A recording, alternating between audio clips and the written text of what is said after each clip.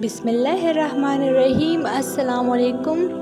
رسول کریم صلی اللہ علیہ وسلم کے دور میں کچھ قریش مکہ ایک یہودی عالم کے پاس گئے اور اس سے کہا کہ حضور صلی اللہ علیہ وسلم سے ایسا کیا سوال پوچھا جائے کہ ان کے نبی ہونے کی حقیقت واضح ہو جائے۔ اس کے جواب میں یہودی عالم نے آپ صلی اللہ علیہ وسلم سے 3 سوال پوچھنے کو کہا، جن میں سے ایک سوال یہ تھا کہ اصحاب کہف کون تھے؟ لہٰذا اللہ پاک نے اپنے پیارے محبوب صلی اللہ علیہ وسلم کو اس کا جواب قرآن پاک کی سورہ کہف کے اندر مکمل وضاحت کے ساتھ بیان فرمایا۔ حضرت عیسیٰ علیہ السلام کا دور تھا جب اللہ تعالیٰ نے آپ علیہ السلام کو آج کے دور کے فلسطین کے علاقے میں اسلام کی تبلیغ کے لیے بھیجا۔ یہ علاقہ اس وقت رومن امپائر میں شمار ہوتا تھا۔ یہ بت پرست لوگ تھے۔ یہاں ایک یہودی بادشاہ کی حکمرانی تھی جو رومن حکومت کے ماتحت کام کر رہا تھا۔ جب حضرت عیسیٰ علیہ السلام نے تبلیغ شروع کی تو رومی لوگ آپ علیہ السلام کے مخالف ہو گئے اور آپ علیہ السلام کو گرفتار کر کے سولی پر لٹکانا چاہا، مگر اللہ کے حکم سے آپ علیہ السلام کو زندہ آسمان پر اٹھا لیا گیا۔ اس واقعے کے کچھ عرصے بعد یہودی لوگوں نے رومی حکومت کے خلاف بغاوت کر دی، لہٰذا اس کے رد عمل میں رومی بادشاہ نے یروشلم اور فلسطین پر حملہ کر کے اسے بالکل تباہ کر دیا، حتیٰ کہ بیت المقدس کو بھی تباہ کر دیا۔ اسی دوران اس نے 1.5 لاکھ یہودیوں کو قتل کر دیا۔ جو بچے کچے یہودی یہاں رہ گئے تھے وہ جان بچا کر فلسطین سے نکل گئے، مگر جو حضرت عیسیٰ علیہ السلام کے ماننے والے اور ان کی تعلیمات کے پیروکار تھے، صرف وہی فلسطین میں موجود رہ گئے جو کہ رومی تھا اور بت پرست تھا۔ لہٰذا اس کی حکومت میں موجود عیسائی لوگوں پر اس نے ظلم و ستم کرنا شروع کر دیے۔ ایک دن حضرت عیسیٰ علیہ السلام کے چند ماننے والے حواریوں کو اس نے اپنے دربار میں بلایا اور اس نے ان سے کہا، میں تمہیں چند دن کی مہلت دیتا ہوں، تم اپنے نئے دین یعنی عیسائیت سے باز آ جاؤ، ورنہ میں تمہیں قتل کر دوں گا۔ حضرت عیسیٰ علیہ السلام کے پیروکار یہ نوجوان لوگ دراصل اصحاب کہف تھے، جن کے واقعے کا ذکر قرآن پاک میں سورہ کہف میں وضاحت سے آیا ہے۔ ان نوجوانوں نے جب یہ دھمکی سنی تو وہ شدید پریشان ہو گئے، کیونکہ وہ بادشاہ سے لڑنے کی ہمت نہیں رکھتے تھے اور نہ ہی شہر میں رہ کر عیسائی تعلیمات جاری رکھ سکتے تھے، ورنہ دقیانوس انہیں قتل کروا دیتا۔ لہٰذا انہوں نے شہر چھوڑ کر کہیں بھاگ جانے کا فیصلہ کیا اور اللہ پاک کی ذات پر بھروسہ کر کے شہر سے نکل گئے، یہ سوچتے ہوئے کہ اب اللہ پاک ہی ہمارے لیے کوئی فیصلہ کرے گا اور کوئی راستہ نکال لے گا۔ یہاں تک کہ وہ ایک پہاڑ کے غار میں جا کر چھپ گئے اور وہیں سو گئے، یہاں تک کہ سوتے سوتے ان پر 300 سال کا عرصہ گزر گیا۔ ان چند نوجوانوں نے جب غار میں پناہ لی تو دعا کی کہ اے ہمارے پروردگار، ہمیں اپنے پاس سے رحمت عطا فرما اور ہمارے کام میں ہمارے لیے راہ کو آسان کر دے۔ بس ہم نے ان کے کانوں پر گنتی کے کئی سال تک اسی غار میں پردے ڈال دیے۔ دقیانوس نے ان لوگوں کو تلاش کروایا تو اسے معلوم ہوا کہ یہ لوگ اسی غار میں موجود ہیں۔ اسے بہت غصہ آیا اور حکم دیا کہ غار کو ایک مضبوط دیوار سے بند کر دیا جائے تاکہ یہ لوگ اندر ہی مر جائیں۔ بادشاہ نے جس شخص کے ذمہ یہ کام لگایا وہ بہت ہی نیک اور ایماندار تھا۔ اس نے اصحاب کہف کے نام اور ان کی تعداد اور پورا واقعہ ایک تختی پر لکھوا کر لوہے کے صندوق میں رکھ کر دیواروں کی بنیادوں میں رکھ دیا اور ایک تختی شاہی خزانے میں بھی رکھوا دی۔ اس 300 سال کے دوران دقیانوس بادشاہ مر گئے اور قریب بادشاہ اور حکومتیں آئیں اور چلی گئیں، یہاں تک کہ 300 عیسوی رومن امپائر نے بھی عیسائیت اختیار کر لی۔ 440 عیسوی میں بادشاہ کی حکومت آئی جو ایک نیک دل اور انصاف پسند بادشاہ تھا۔ اس نے 68 سال تک حکومت کی۔ اس کے دور میں مذہبی فرقہ پسندی جب عروج پر پہنچ گئی اور لوگوں میں مرنے کے بعد دوبارہ زندہ کیے جانے اور قیامت کا یقین ختم ہوتا جا رہا تھا، قوم کا یہ حال دیکھ کر بادشاہ بہت رنجیدہ ہوا اور اللہ سے دعا کی، اے اللہ، کچھ ایسی نشانی ظاہر فرما کہ میری قوم کے لوگوں کا ایمان پھر سے تازہ ہو جائے، انہیں قیامت، مرنے کے بعد دوبارہ زندہ کیے جانے اور ایک خدا کا یقین ہو جائے۔ اللہ نے اس کی یہ دعا قبول فرمائی۔ لہٰذا ایک روز ایک چرواہا اپنی بکریوں کو ٹہرانے کے لیے اس غار کے پاس پہنچا۔ یہ وہی غار تھا جس میں اصحاب کہف موجود تھے۔ اس چرواہے نے چند لوگوں کے ساتھ مل کر اس دیوار کو گرا دیا۔ دیوار کے گرتے ہی لوگوں پر ایسی ہیبت و خوف طاری ہوا کہ سب گھبرا کر وہاں سے بھاگ گئے۔ یوں اللہ کے حکم سے اصحاب کہف اپنی نیند سے بیدار ہوئے اور ایک دوسرے سے سلام کلام کرنے لگے۔ اور اپنے ایک ساتھی کو بازار سے کھانا لانے بھیجا۔ جب بازار پہنچے تو یہ دیکھ کر حیران رہ گئے کہ شہر میں ہر طرف اسلام کا چرچا ہے، یہاں تک کہ لوگ اعلانیہ حضرت عیسیٰ علیہ السلام کا کلمہ پڑھ رہے ہیں اور ان کی تعلیمات پر عمل بھی کر رہے ہیں۔ اس کشمکش میں اس نے کھانے کے عوض اپنے زمانے کے سکے دکاندار کو دیے۔ دکاندار نے جب یہ سکے دیکھے تو اسے شک ہوا کہ شاید اس شخص کو پرانا خزانہ مل گیا ہے، لہٰذا اس نے اسے سپاہیوں کے سپرد کر دیا۔ سپاہیوں نے اس سے پوچھا، بتاؤ یہ خزانہ کہاں سے آیا؟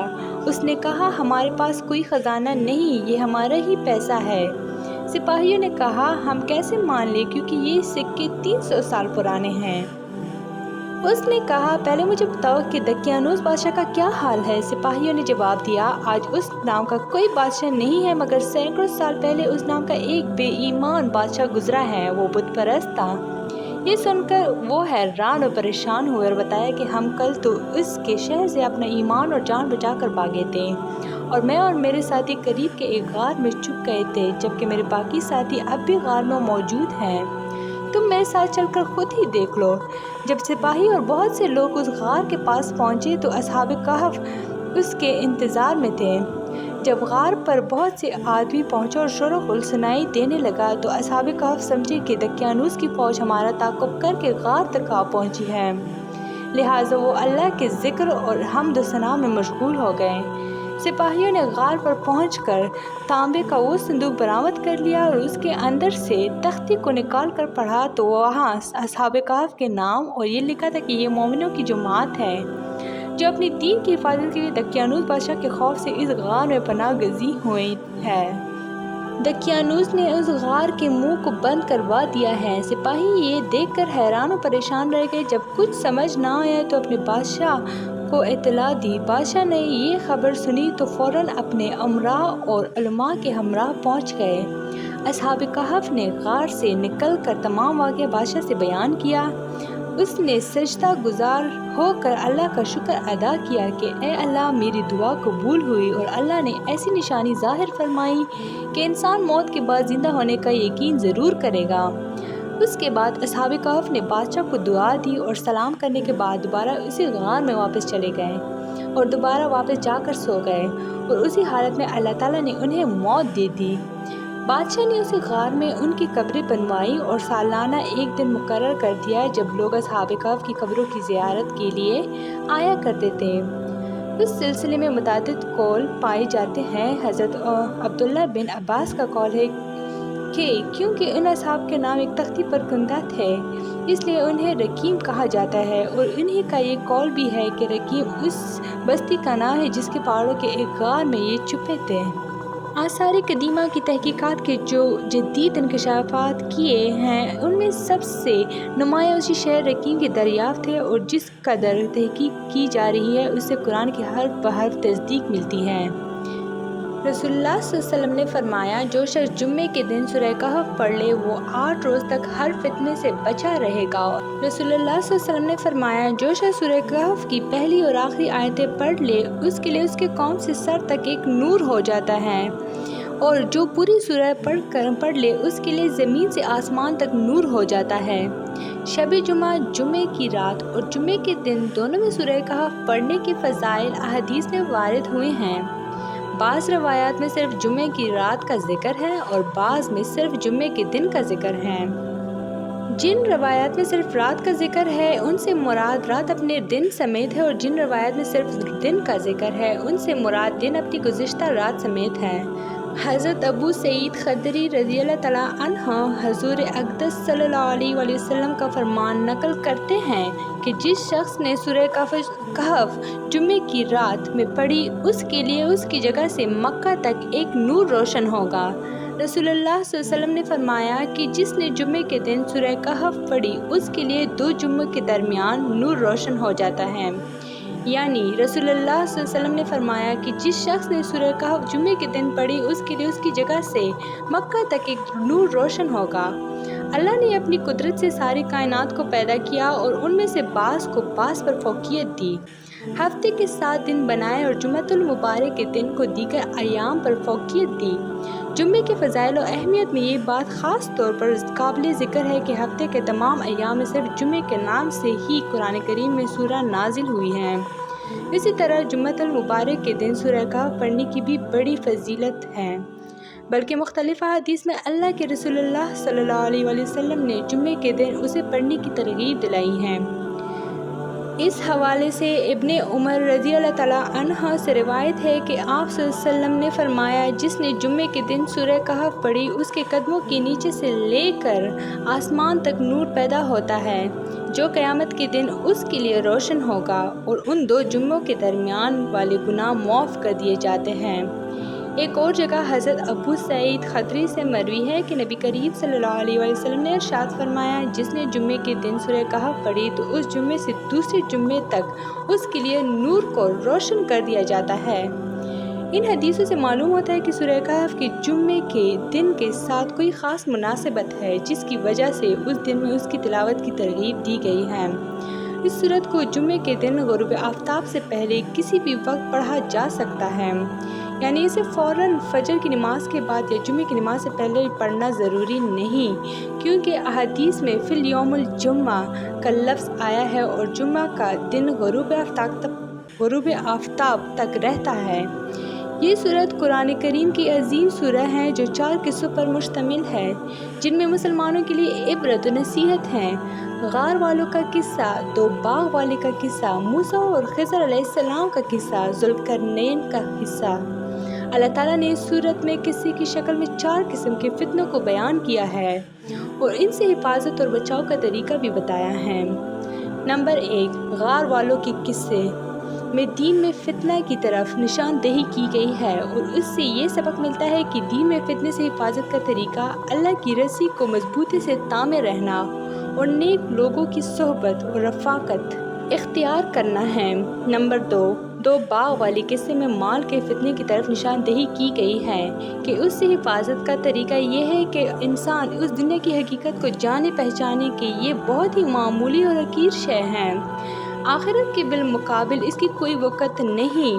نمبر 3، موسیٰ علیہ السلام اور خضر علیہ السلام کے قصے کے ذریعے علم کے فتنہ کی طرف نشاندہی کی گئی ہے، جس سے یہ سبق ملتا ہے کہ اس سے حفاظت کا طریقہ اللہ اور اللہ کی مخلوق کے ساتھ تواضع و خاکساری اپنانا ہے۔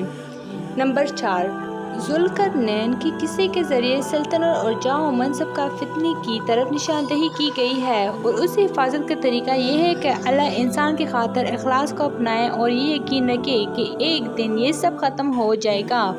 حکومت اور سلطنت ہمیشہ کے لیے نہیں ہوتی، لہٰذا ہمیں قرآن مجید کی اس سورت کی قدر و منزلت کو سمجھنا چاہیے۔ جمعے کے دن اسے ترجمے کے ساتھ پڑھنے کا اہتمام کرنا چاہیے اور اس کی آیات پر غور و فکر کرنا چاہیے اور اس میں مذکورہ واقعات سے عبرت و نصیحت حاصل کرنا چاہیے۔ سورہ کہف پڑھنے سے گھر میں سکون و برکات نازل ہوتی ہیں۔ صبح اور شام اس سورت کی تلاوت کریں، آپ کی پریشانی ختم ہوگی اور آپ کے گھر میں سکون آ جائے گا۔ ہر شر سے اللہ پاک آپ کی حفاظت فرمائیں گے۔ جو شخص قرض میں ڈوب گیا ہو اور قرض اتارنا مشکل ہو گیا، وہ سورہ کہف کو 3 مرتبہ بعد نماز جمعہ پڑھے اور اللہ تعالیٰ سے دعا کرے، قرض سے نجات حاصل ہوگی، لیکن اس کو آپ نے صدقے دل کے ساتھ کرنا ہے۔ تو یہ تھی میری آج کی ویڈیو، امید کرتی ہوں کہ آپ لوگ کو اچھی لگی ہوگی۔ چینل کو لائک، شیئر اینڈ سبسکرائب ضرور کریں۔ Stay tuned for more. Thanks for watching.